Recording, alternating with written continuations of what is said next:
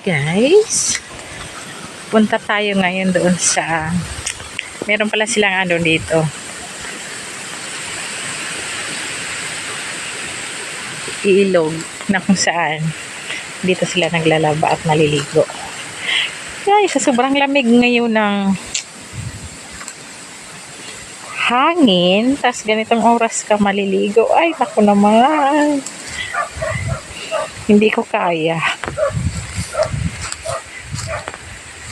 At ako ngayon nagpapakulo pa ng tubig.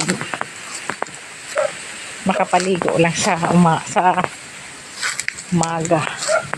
Ayan. Hi, be. Ano yan? May balon?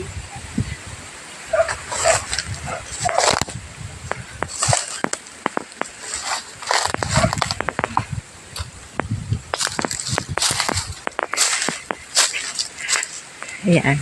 May naliligo. May papa. Eh, safe tayo dito, guys. Kasi meron tayong makakasama.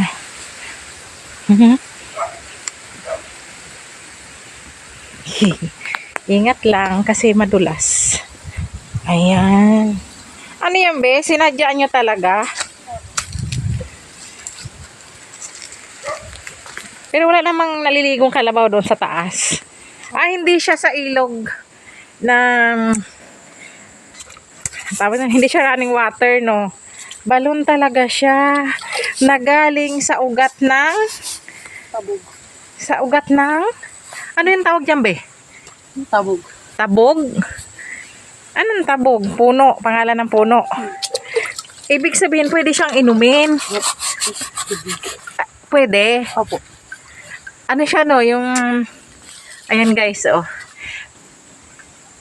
Ang galing, napakalinis niyan, gawa yung tubig, galing mismo sa ugat ng puno. Wow! Imagine niyo yun. Ayan, oh.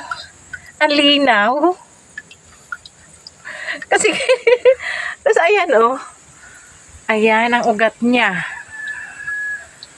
Tapos, ito na yung puno niya. Ayan, di ba? Wow! Meron akong natuklasang kakaiba. 'Di ba? Tapos kanina ka pa naliligo, be. O hindi ka pa makapaligo sa lamig. Kahit sino naman pwede maligo dito, no? Oh. Kaya napakalamig, 'di ba? Ay, ayun na nga, guys. Babalik na ako doon. Salamat, be. Ayun. Ayun nga, guys, kasi kami doon sa probinsya dati. Sa probinsya dati, sa balon din. Pero hindi ganyan na manggagaling mismo sa ugat ng puno. Kaya ayun, diba ang galing natklasa. Meron pala dito meron ako natklasa na ako'y nakaiba. Makabulog ang cellphone ko at madulas ako. Wala na akong papakinabangan. Yun.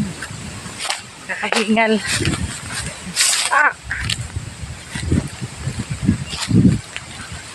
Sa sunod, guys, baon ako ng paligo. Ayan lang. Guys. Bye-bye.